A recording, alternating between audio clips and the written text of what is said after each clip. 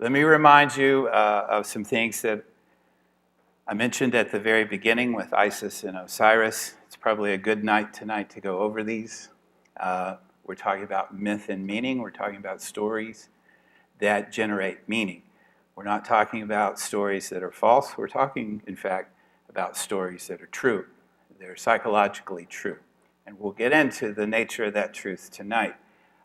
What we've seen already is as above, so below. So we've seen this beautiful resonance between the notions of heaven or up there or whatever, all the way down to the body, and even inside the body. There's this beautiful symbolic resonance that is lost to us now.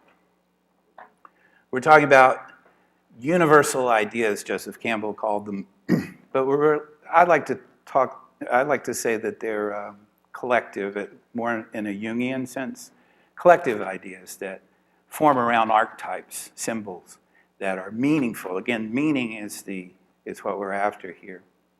The past versus the present. Myths are about the past, but that doesn't mean we can't bring them into the present. We have to be careful, though. We don't want to just lift a myth completely out of its context without realizing where it came from, because that will shape the meaning. And then, of course, where's Mario? There he is. Myths, Mario would say myths are postmodern, in that they are multivalent. There are many meanings, and that has to do with oral cultures that we talk about a lot, where truth doesn't exist. Truth is the product of the literate culture of writing. In orality, you have fluidity. You have many stories. And the more stories, the better. I'll tell you again a story that I've told you before, but maybe not all of you have heard, that I love.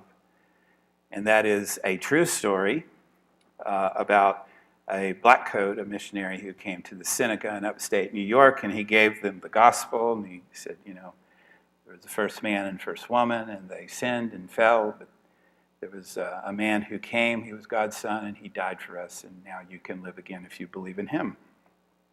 And the Seneca said, cool, let us tell you a story about the origin of corn. And they did. And the missionary is furious. And he says, what I gave you was the truth, and you gave me fable and falsehood. And the Seneca are genuinely confused because he's being very rude, first of all. And secondly, they say, we believed your story, why don't you believe ours? There it is. There it is. We believed your story, why don't you believe ours? We're exchanging stories, aren't we? Right? Stories equal meaning. More stories equal more meaning. So, I like to talk about story as I. It's the perceptive lens of something. That's like the first level, the immediate recognition of the story. As a window, seeing through the literal meaning of the story to some more deeper meanings, symbolic meanings, collective meanings, excuse me, Jung would call them. And of course, if you keep looking, if you keep going, it becomes a mirror and you see yourself. All right. We've been in the ancient Near East for a while now. So I thought you'd like to see a sense of,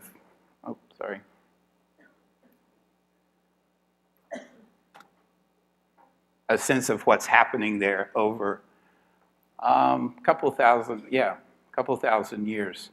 So over here is Mesopotamia, Ishtar and Tammuz, Assyria, Babylon. Keep an eye on those. Keep an eye on Egypt, of course. And then right above Egypt is Israel, where we're going to be tonight. Notice what's happening here over the centuries. Babylon, Egypt, Assyria, Babylon, back and forth. The Hyksos invade Egypt for a little while. Then they're gone. Egypt expands. Assyria and Babylon doing their thing. Kind of amazing to see it like this, isn't it? Yeah. Oh, I didn't do it. Don't. But yeah. All right. Egypt expands again, and then Israel appears, right? Around 1200. And watch what happens around 1000. I hope no one's tripping right now because this could be bad. Charlie. All right, Israel expands, right? And then keep your eye on Israel. Splits, Israel and Judah, northern kingdom, southern kingdom. Northern kingdom is the 10 tribes. Watch Assyria come in here. And the 10 tribes will eventually disappear and be found again in America by Joseph Smith. Judah remains the 2 tribes, but then watch Babylon come and eat Judah. And in fact, take them over to Babylon, right? And this is by the rivers of Babylon where we sat down and there we wept and remembered Zion. So you get Ezekiel, the prophet Ezekiel out of there, and you get a lot of the Psalms. Okay, I'm gonna have to do more animations for you guys. This is the Greek legacy, and watch Rome. Watch Roman come in here and just level everything.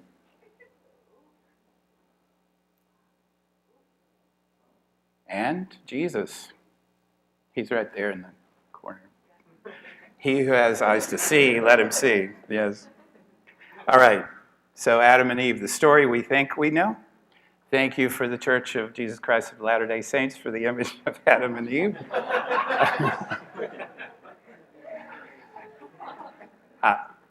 Right?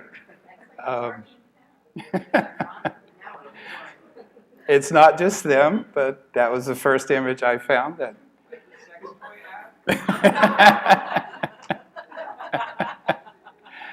So the story we carry around in our heads, most of us, is that this is the beginning of everything. And there's a perfect garden and a perfect couple, and there's a snake, and then the snake beguiles the woman, and then the woman beguiles the man.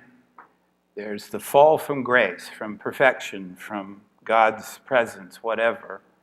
And then there's an expulsion from the garden. And this is the cause of all our problems. Right? Let's dig into it a little more. That's a literal interpretation. I'm always, I'm a... Okay. Okay, I see. More images, more jokes. Got it.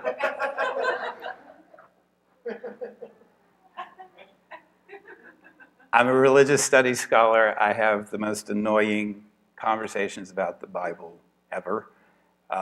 And they're usually around this notion of literalism. Well, literalism is from the Latin that means letter, alphabetic sign, literature, or books. Okay? Great. What if you're dealing with a story that wasn't written originally? Like most stories, like every story almost that you think of when you think of mythology. Why would you want to take it literally when it was spoken, right? Why would you want to focus on the text? Note our approach to this story as a culture. Do you believe that Adam and Eve were real? Do you believe Genesis or Darwin? It's a very literal approach. What's interesting here is that this story is our story. As I said in the description tonight, it's even your story if you're not from the United States or the West. It's still your story because that story has been so pervasive in culture. Just ask the Seneca, who were speaking to the missionary. You can't get away from this story. It's a story, we talked a lot in these series here in the President's class about orality and literacy, about the difference between a storytelling culture and a literate culture where the stories get written down and frozen in time. Tonight, this story encapsulates this phenomenon. In fact, it's the pivot between mythos and logos. Mythos, the Greek word for myth, logos, the Greek word for truth. So you may have heard me say this a lot over the evenings we've spent together. There's a huge difference between meaning and truth. Mythos is about meaning. If I have meaning, it doesn't take away from your meaning. In fact, like the Seneca, the more meaning, the better. We need an excess of meaning. But if there's a truth, and I have it, and you're not like me, then you don't have the truth. And from that follows all kinds of bad things. Genocide, colonialism, etc. And just people being mean. Colonialism and people being mean. So yeah, were Adam and Eve real? I get that question all the time. And my answer has come to be over the years, why would I make this story that small? Why would I make a story that's our story so small to be literal when it can be meaningful? Let me show you what I'm talking about. All right, here's the literal story. There's not one, there's two. Now, you may have grown up like I did, reading the Bible, studying the Bible. I didn't even see this, which says something about myth. Is that once I show it to you, it's going to be abundantly clear. But most people live with this story in their heads as if it's one story. All right? The first story is Genesis 1:1 to Genesis 2:4. The second story picks up in 2:4 and goes to 2:24, and it actually goes beyond. Let me read you the two stories now, understanding that they're separate. Now you're going to listen for the differences now that I've told you. I've kind of given you some fruit of the tree, by the way. Sorry. So you're going to be able to see things that you couldn't see before. Am I a serpent? Yeah. In the beginning, when God created the heavens and the earth, and that's probably when God began to create the heavens and the earth was a formless void, and darkness covered the face of the deep, while a wind from God swept over the waters. Then God said, "Let there be light," and there was light. And God saw that the light was good, and God separated the light from the darkness. God called the light day, and the darkness he called night. And there was evening, and there was morning, the first day. Hear that pattern? Hear it again for 6 more times. And God said, "Let there be a dome in the midst of the waters, and let it separate the waters from the waters." And so God made the dome and separated the waters that were under the dome from the waters that were above the dome. And it was so, and God called the dome sky. And there was evening, and there was morning, the second day. And God said, "Let the waters under the sky be gathered into one place, and let the dry land appear." And it was so. God called the dry land earth, and the waters that were gathered together he called seas. And God saw that it was good. Then God said, "Let the earth bring forth vegetation, plants, etc., everything that bears fruit with the seed in it." And all your stoner friends from high school know this verse because it means God says you can smoke pot. And it was so. God brought forth, the earth brought forth vegetation, etc. God saw that it was good. The marijuana was good, he said. And there was evening and morning the third day. God said, "Let there be lights in the dome of the sky that separate the day from the night. And let them be for signs and seasons and for days and years. And let them be lights in the dome of the sky to give light upon the earth." And it was so. And God made 2 great lights, the greater light to rule the day and the lesser light to rule the night, and the stars. God set them in the dome of the sky, and God saw that it was good. And there was evening and morning and the 4th day.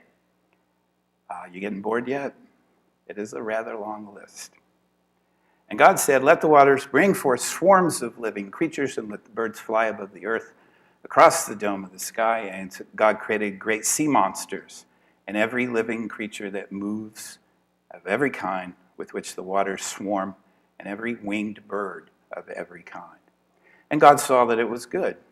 God blessed them, saying, these are the animals and the creatures, "Be fruitful and multiply, and fill the waters in the sea, and let the birds multiply on the earth." And there was evening and the morning, 5th day. And then God said, "Let the earth bring forth living creatures of every kind, cattle, creeping things," remember creeping things, "and wild animals of the earth of every kind." And it was so. And God made the wild animals of the earth of every kind, and the cattle of every kind, and everything that creeps upon the ground of every kind. And God saw that it was good. What a list. And then God said, "Let us make humankind in our image, according to our likeness. Let them have dominion over the fish of the sea, and over the birds of the air, and over the cattle, and over the wild animals of the earth, and over every creeping thing that creeps upon the earth. So God created humankind in his image. In the image of God, he created them, male and female, he created them. God blessed them and said to them, "Be fruitful and multiply, and fill the earth and subdue it. Have dominion over the fish of the sea, the birds of the air, over every living thing." And God said, "See, I have given them to you for food, and to every beast of the earth, and to every bird of the air, and to everything that creeps upon the earth, everything that has the breath of life, I've given every green plant for food," meaning you must be a vegetarian. And it was so. God saw everything that he had made, and indeed it was very good. God is very proud of himself. And there was evening and morning, the sixth day. Thus the heavens and the earth were finished, and all their multitude. And on the seventh day, God finished the work that he had done, and he rested on the seventh day. And he blessed the seventh day and hallowed it, because on it God rested from the work he had done in creation. These are the generations of the heavens and the earth when they were created. Now, that last verse may be the end of the first story, or it may be the beginning of the second. We're not sure. So, here's the second. Okay, you heard the first. Da da da da da da da da da da. Right? Listen to the second. In the day the Lord God made the earth and heavens, when no plant of the field was yet in the earth, and no herb of the field had yet sprung up. For God had not caused it to rain upon the earth yet, and there's no one to till the ground, foreshadowing. But a stream would rise from the earth and water the whole face of the ground.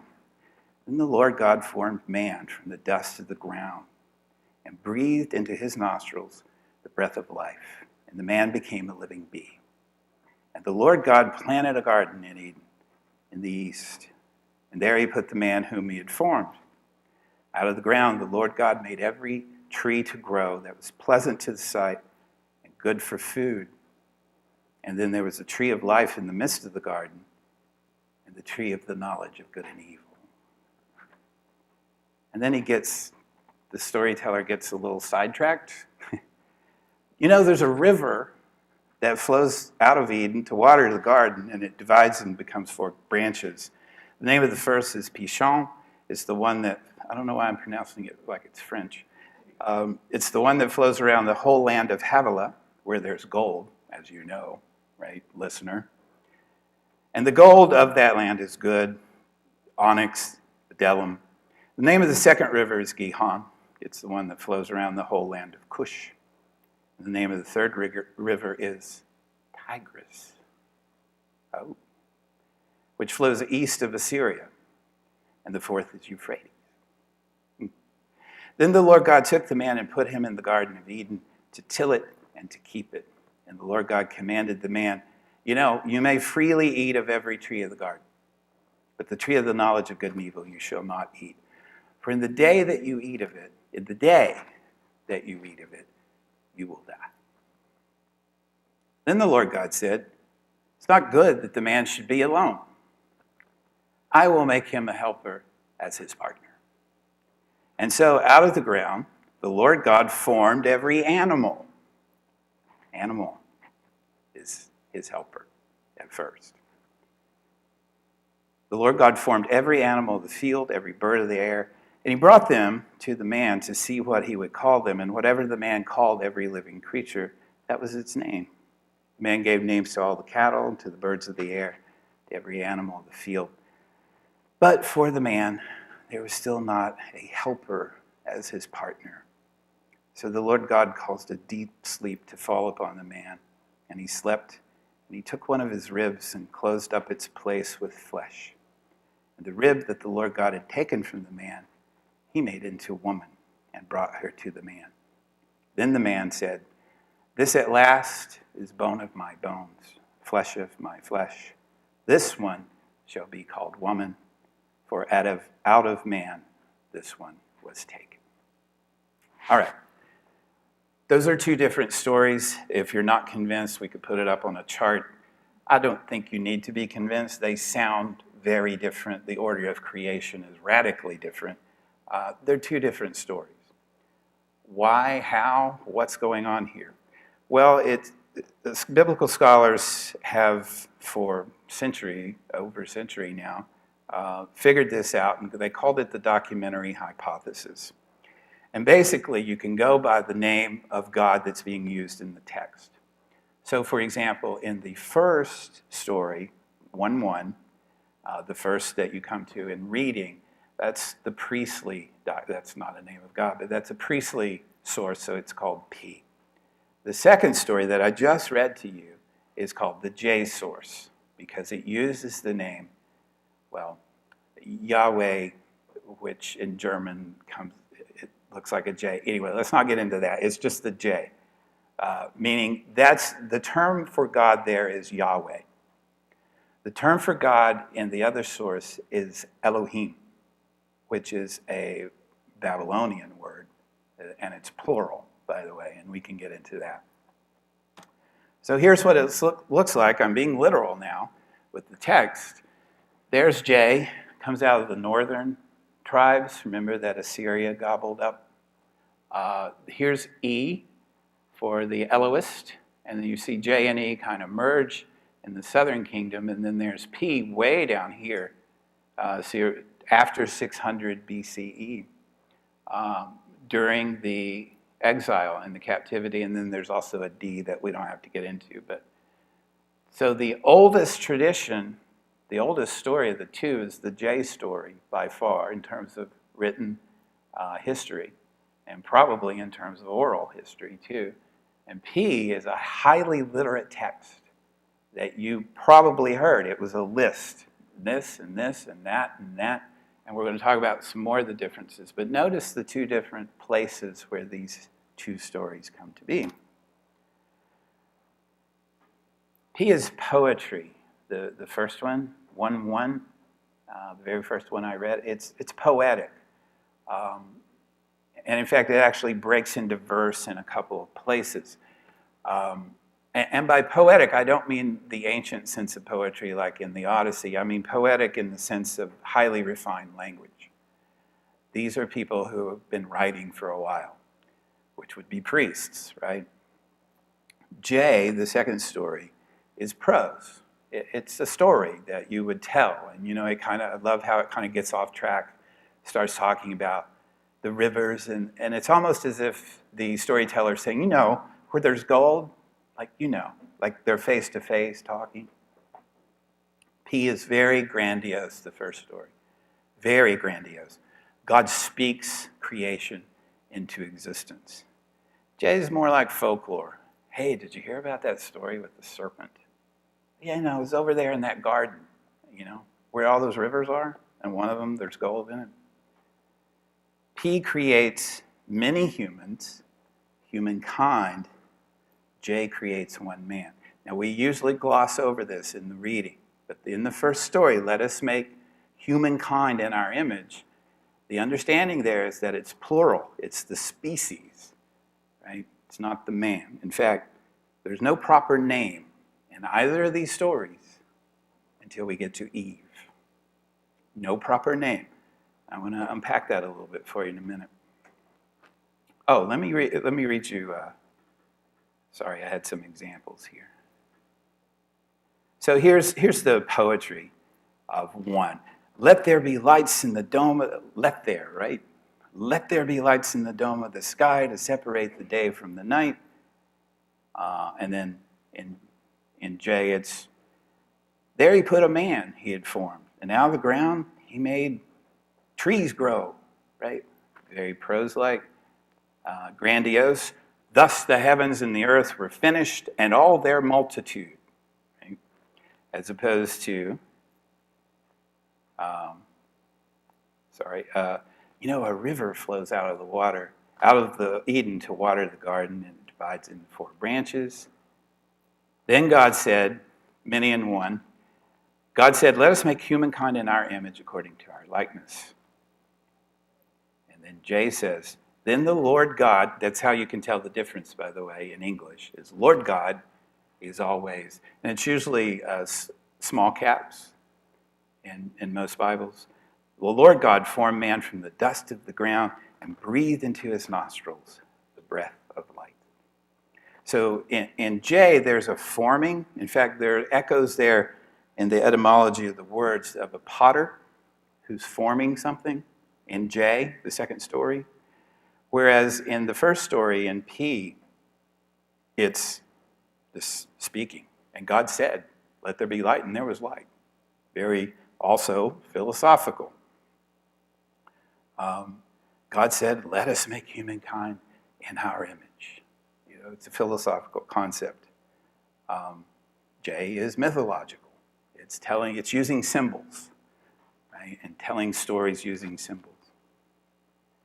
And interestingly, for us, having just come out of Isis and Ishtar and Kali, the first story, the P story, is asexual.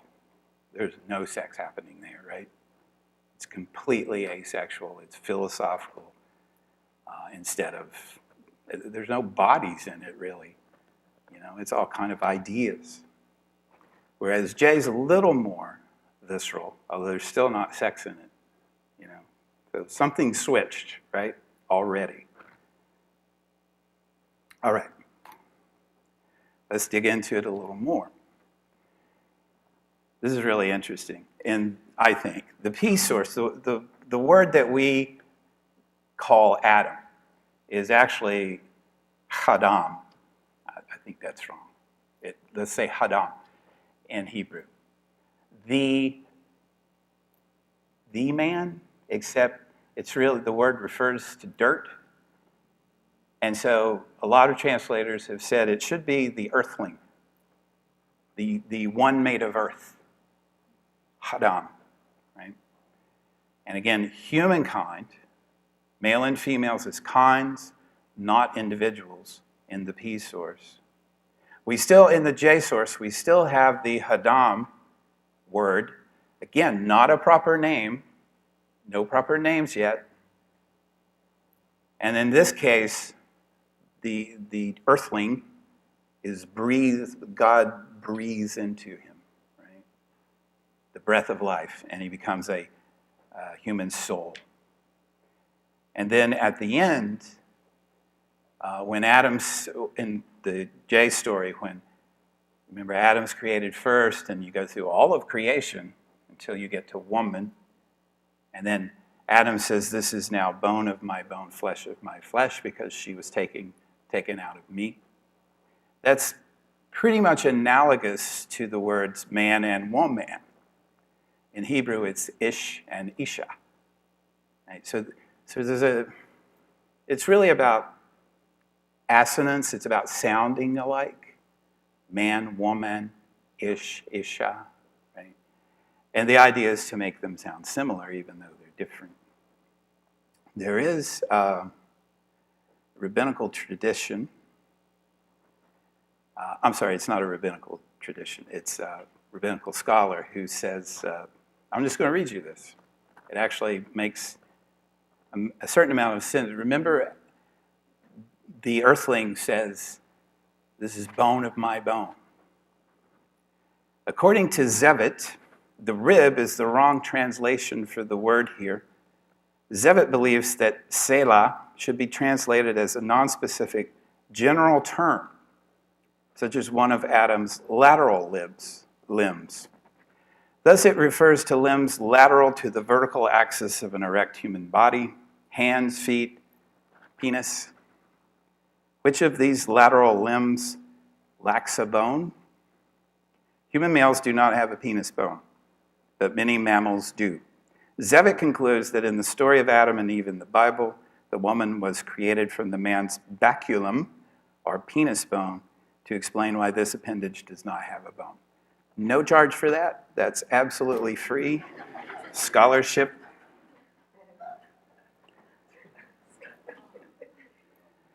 So the garden is created in the east. This is paradise, which is a Persian word that means a walled garden. I want to come back to that, this notion of walling yourself in. So let me read you now the rest of the story. And the Lord God planted a garden in Eden in the east, right? It's very grounded. It's in the east, right? You know, in the east. And there he put the man, the earthling, whom he had formed. Out of the ground the Lord God made to grow every tree that is pleasant to the sight and good for food. The tree of life is also in the midst of the garden, and the tree of the knowledge of good and evil.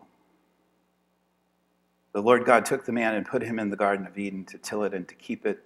And the Lord God commanded the man, "You may freely eat of any tree in the garden, but of the tree of the knowledge of good and evil you will not eat. For in the day that you eat of it, you shall die." Hint, God's lying. Now the serpent was more crafty than any other wild animal that the Lord God had made.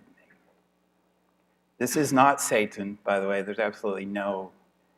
Satan is a figure in Hebrew literature that's actually, he's in Job, and he's more like an annoying attorney figure. You can see how he becomes Satan. But no, I love lawyers. We need lawyers. This is not Satan. So one of the challenges we have is not to read back onto this story through a Christian lens. There's no way this is Satan. It's a serpent. He's crafty. He said to the woman, "Did God really say, 'You shall not eat from any tree of the garden'?" Well, the woman said, "Well, we may eat of the fruit of the trees in the garden, but God said, 'You shall not eat of the fruit of the tree that's in the middle of the garden, nor shall you touch it, or you shall die.'" The serpent said to the woman, "You won't die." God knows that when you eat of it, your eyes will be open. And you'll be like God, knowing good and evil. "Sold," said the woman. No, that's not what it says. So when the woman saw that the tree was good for food, which is the original purpose, it was a delight to the eyes, which is an original purpose, and that the tree was desired to make one wise, which is actually, yes, the original purpose, she took of its fruit and ate. Well, okay, we'll get to Lilith. So just again, to fix this, correct this notion, she took of its fruit and ate, and she also gave some to her husband, who was with her. He was with her in the literal meaning of the story. He was with her. So none of this, Adam is not culpable here. He's standing right there. All right, St. Paul, I'm talking to you. Then the eyes of them both were opened, and they knew that they were naked. And they sewed fig leaves together and made loincloths for themselves. Now it's on.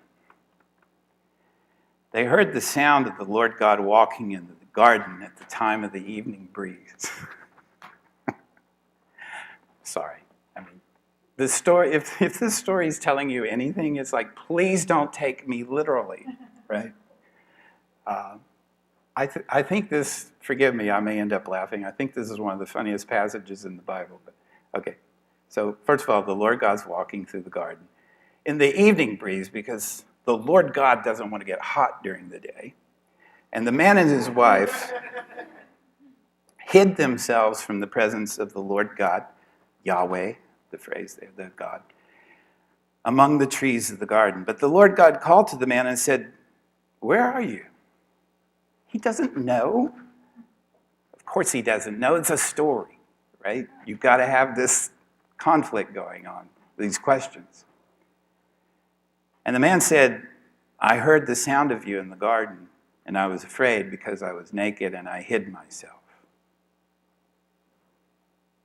Who told you you were naked? Have you eaten from the tree that I told you not to eat from? And Adam, the progenitor of all men, bravely stood up to the Lord God and said, "The woman that you gave me, The woman that you gave me, she gave me the fruit and I ate. Then the Lord God turned to the woman and said, what is this you have done? And the woman said, the serpent tricked me. He was crafty. And I ate. Then the Lord God said to the serpent, because you've done this, cursed are you among all animals and among all wild creatures. Upon your belly you shall go, and dust you shall eat all the days of your life. I'll put hatred between you and the woman, and between your offspring and hers. He will strike your head, the offspring will strike your head, and you will strike his heel. To the woman, notice this reverse order here. We start Adam, woman, serpent, now serpent, woman, Adam. To the woman, he said, I will greatly increase your pangs in childbearing. In pain, you'll bring forth children. Here's a hard one. Your desire will be for your husband, and he will rule over you. I like to think it's because you have desire. I like to read it as a Buddhist text. It's your desire that's the problem. And to the man, he said, sorry, because you listened to the voice of your wife and have eaten of the tree about which I commanded you, you shall not eat of it. Cursed is the ground because of you. Cursed is the ground. That's weird. In toil you shall eat of it all the days of your life. Thorns and thistles it will bring forth for you, and you shall eat the plants of the field. Maybe the ground's cursed because that's him. He's the earthling. Adam. By the sweat of your face you shall eat bread until you return to the ground, for out of it you were taken. You are dust, and to dust you shall return. The man named his wife Eve. Here, finally, we have a proper name, because she was the mother of all living. And the Lord God made garments of skins for the man and for his wife and clothed them. And then the Lord God said, see, I don't know who he's talking to. See, I guess the world. The man has become like one of us, knowing good and evil, and now he might reach out his hand and take also from the tree of life and eat and live forever. Therefore the Lord God sent him forth from the Garden of Eden to till the ground from which he was taken. He drove out the man. He drove him out. And at the east of the Garden of Eden, he placed the cherubim, a sword flaming and turning, to guard the way to the tree of life. Ah, this story. Fraught as it is, faulty as it is, funny as it is, that's my story. That's your story, too. Let's talk about how that might be. The Zen Buddhist scholar D.T. Suzuki heard this story. It is said. Joseph Campbell tells this story. So this Japanese Buddhist hears this story and he says, God against man, man against God, man against nature, nature against man, nature against God, God against nature. Strange religion. Indeed. Remember that I often talk about the fundamental split in the universe for Western peoples and people who are influenced by Western people. It's right here. The ground is cursed. We are separate from the earth from which we are made according to the story. And now there's this separation, there's this crack in the universe, and we can't bridge it. We can't fix it. There's no way out but through the desert. Notice, if you will, and if you've heard the Ishtar stories and the Isis and the Kali stories, that there are no other gods here, right? You no doubt saw some similarities to Enuma Elish, the Babylonian creation story, and there are linguistic and mythological and symbolic similarities between those stories. But the storyteller here has an agenda, and it is to not let you think that there's any God stronger than Yahweh. Notice that I did not say a God that does not, other gods that do not exist. Monotheism is a relatively late development in Judaism in terms of its history. What you have is henotheism, the belief that Yahweh is above the other gods. This is not a hard thing to prove. You simply read the book of Exodus where there are contests, or the book of Kings where there are contests between the gods. You know, Aaron, Moses' sidekick, asked the magicians in Egypt, say, well, let's have a contest between your God and my God. And the point there is not to prove that those gods, those Egyptian gods, don't exist. It's to prove which one is more powerful. So for example, the deep in this text, God brooding over the face of the waters and the deep, that word there is essentially Tiamat. And you may remember Tiamat from Enuma Elish, the original goddess who gets split in two, and her name means sea, or the deep. And she gets split into the waters above and the waters below. So this is a religious corrective to Mesopotamian religion and mythology. The gods are gone, the sex is gone. We'll use some of the words because we have to. By the way, another one of those words is Elohim, which is plural, which came right over from Mesopotamia because there were gods. And so you get these strange constructions like, let us make man in our image, and now the man has become like one of us. It's kind of a linguistic oddity. And of course, the woman and the serpent. Here's a new thing in the world. Very new thing in the world. I'm going to let Joseph Campbell talk about it. This identification of the woman with sin, of the serpent with sin, thus of life itself with sin, is the twist that has been given to the Genesis story. I don't know of this idea anywhere else, he says. Maybe in Pandora. But what Pandora does is Pandora's box, that's not sin. That's just trouble. Lots of trouble. This is sin. This is transgression with punishment. The idea in the biblical tradition of nature as we know it being corrupt, sex corrupt, and the female is the epitome of the corrupter. This is new. We haven't seen this before. This, of course, makes woman vulnerable. She's a conduit for this sin. She goes from life to sin, from the conduit of life to the conduit of sin, because life itself is sin. Nature itself is sin.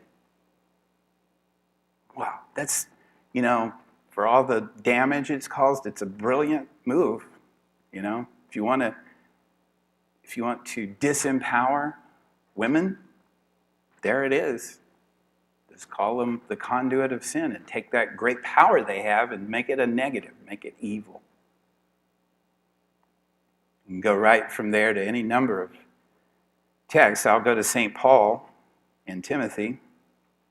So here's essentially the founder of the Christian church reading this story and saying, I desire then that in every place the men should pray, lifting up holy hands without anger or argument. Also that the women should dress themselves modestly and decently in suitable clothing, not with your hair braided or with gold, pearls, or expensive clothes, but with good works, as is proper for women who profess reverence for God. Let a woman learn in silence with full submission. I permit no woman to teach in the Christian church or to have authority over any man. She is to keep silent. For Adam was formed first, then Eve. And Adam was not deceived. But the woman was deceived and became a transgressor. Yet she'll be saved through childbearing, provided they continue in faith, love, and holiness with modesty. I don't know if that ideology sounds familiar, but it's still alive and well. What might it really mean, right?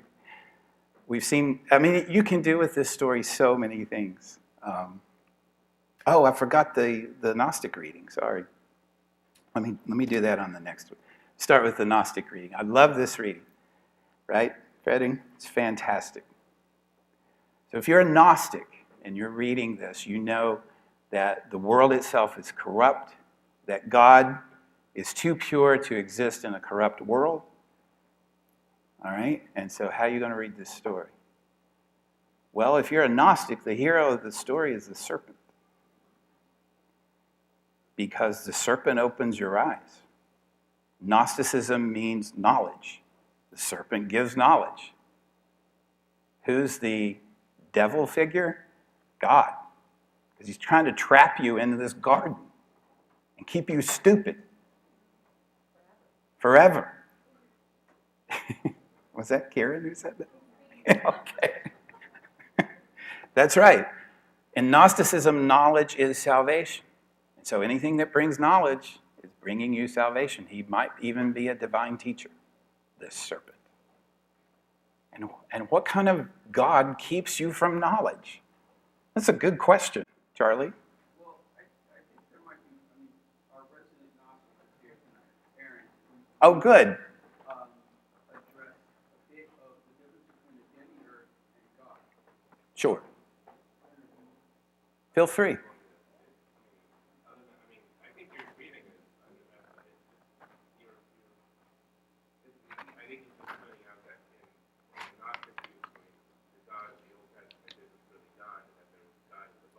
Exactly.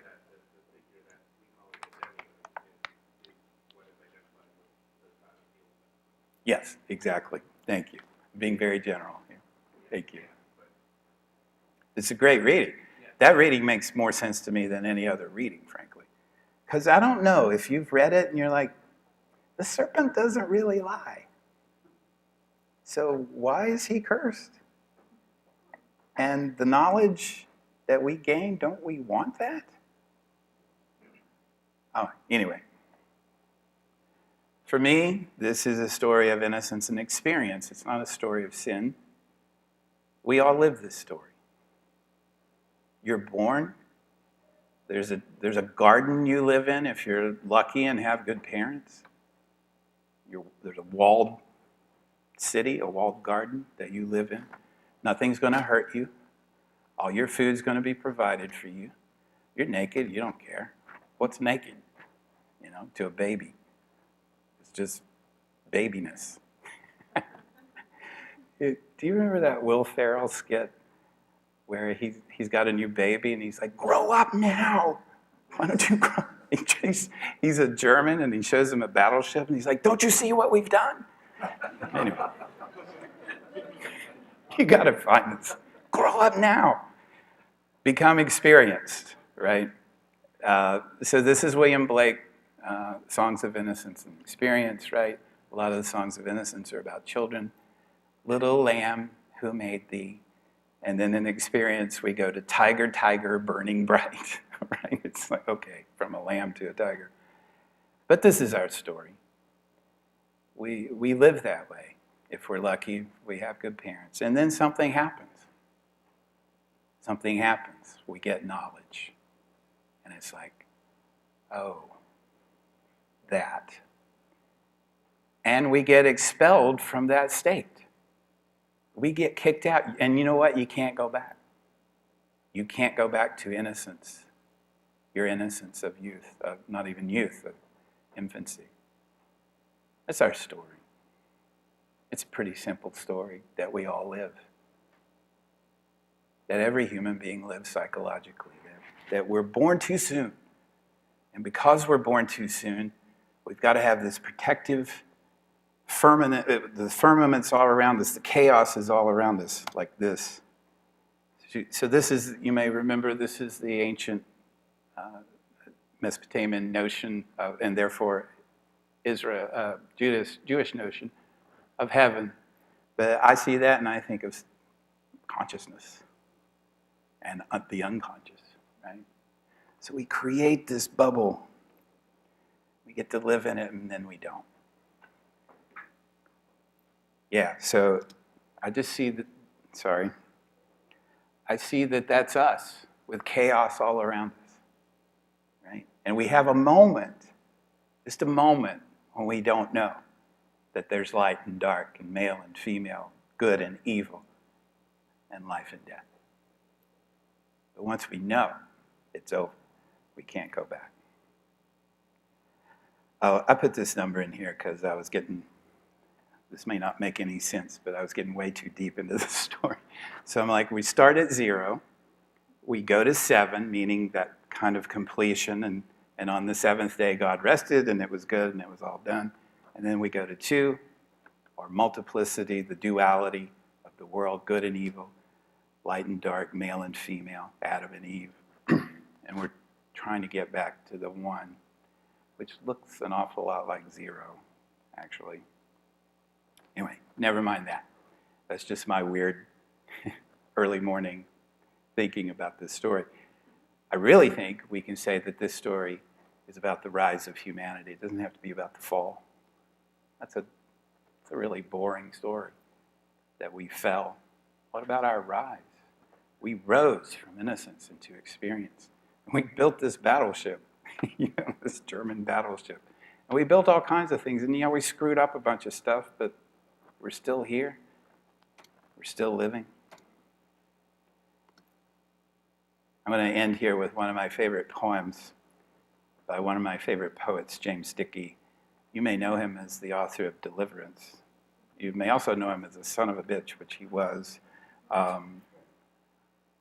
But he was a great poet. And whenever I think of the story of Adam and Eve, I think of this poem. It's called The Leap, and this term, in terms of innocence and experience, and what's lost and what's gained. The Leap by James Dickey.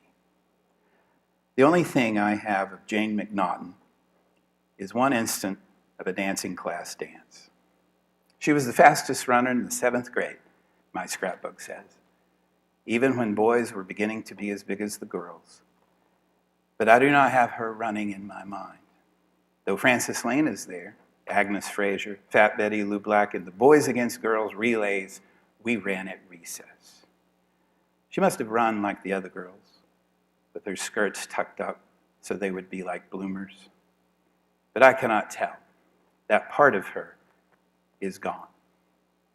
What I do have is when she came, with the hem of her skirt where it should be for a young lady, into the annual dance of the dancing class we all hated, and with a light, grave leap, jumped and touched the end of one of the paper ring decorations to see if she could reach it. She could. And she reached me now, hanging in my mind from a brown chain of brittle paper, thin and muscular, wide-mouthed, eager to prove whatever it proves when you leap in a new dress, a new womanhood, among the boys whom you easily left in the dust of the passionless playground. If I said I saw in the paper where Jane McNaughton Hill, mother of 4, leapt to her death from the window of a downtown hotel, and that her body crushed in the top of a parked taxi, and that I held without trembling a picture of her lying cradled in that papery steel, as though lying in the grass, one shoe idly off, arms folded across her breast, I would not believe myself.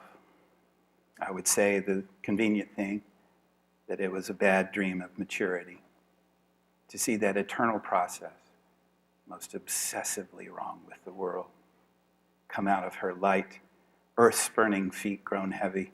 I would say that in the dusty heels of the playground, some boy who did not depend on speed of foot caught and betrayed her. Jane, stay where you are in my first mind.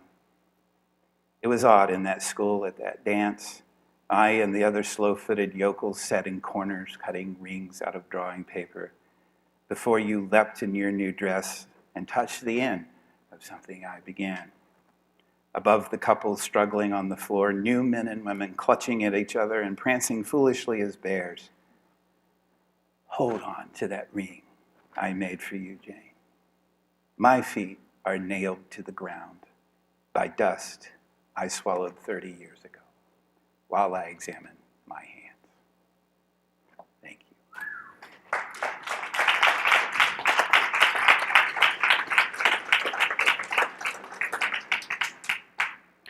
There's so much artwork on Adam and Eve, but I just let it play.